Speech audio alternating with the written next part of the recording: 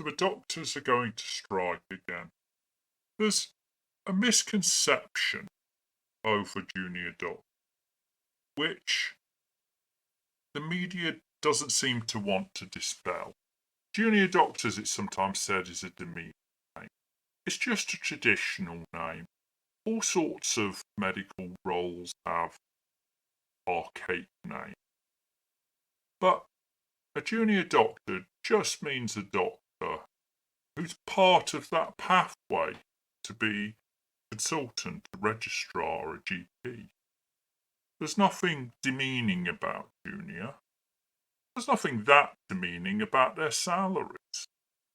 Now, there is a slow progression with pay early on, but there's not a shortage of people who want to be doctors. There's a shortage of people who are allowed to be doctors.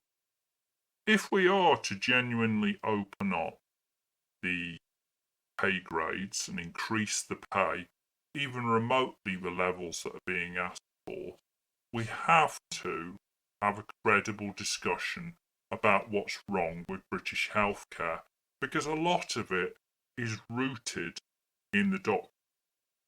There are two critical problems with our current deal with doctors. One is quota limits on the number of doctors.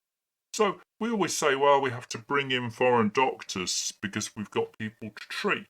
Well, no, we have to bring them in because what is effectively a union has agreed and connived with the government to limit supply of doctors. They limit the number who are trained, so therefore we don't have enough trained doctors. The second issue is when they become GPs, or if they become GPs. The GP deal is completely inefficient. We have doctors who've gone through that whole pathway, learnt the skills, moved around the specialties, have a great general knowledge, and then we send them to an office and pay them large sums of money to be an administrator. They carry out checks that could be carried out by a nurse. They're allowed 10 minutes to see a patient, and then they don't treat that patient. They're just funneling people. They're funneling patients towards treatment by specialists. The truth is that leads to poor healthcare.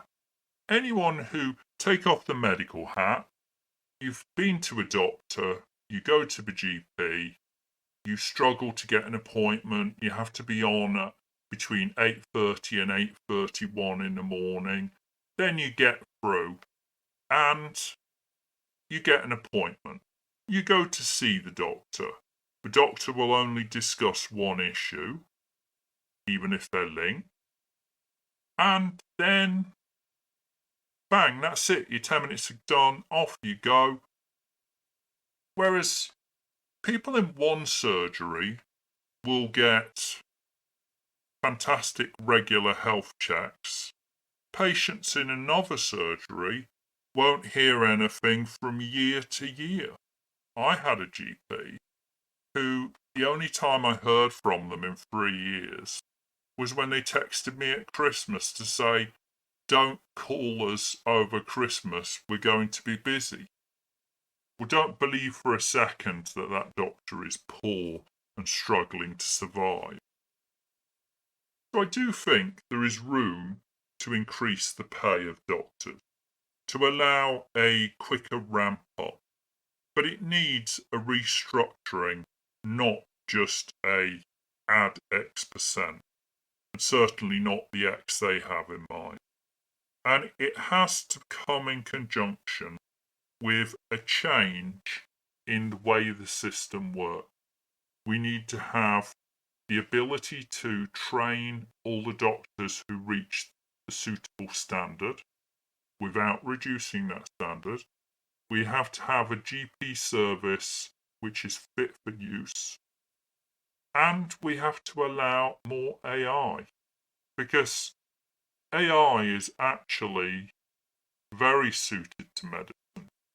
But I would predict that The doctors, with their powerful block vote, will block it as much as possible.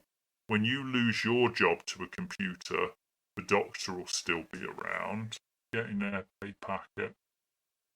And although doctors would have us believe they're all struggling to survive on beans and toast, I can tell you that the doctors I know all own multiple houses, drive multiple cars, mostly have something like a Bentley. These are not people who are struggling. These are not people with the sob stories. These are people with very substantial wealth.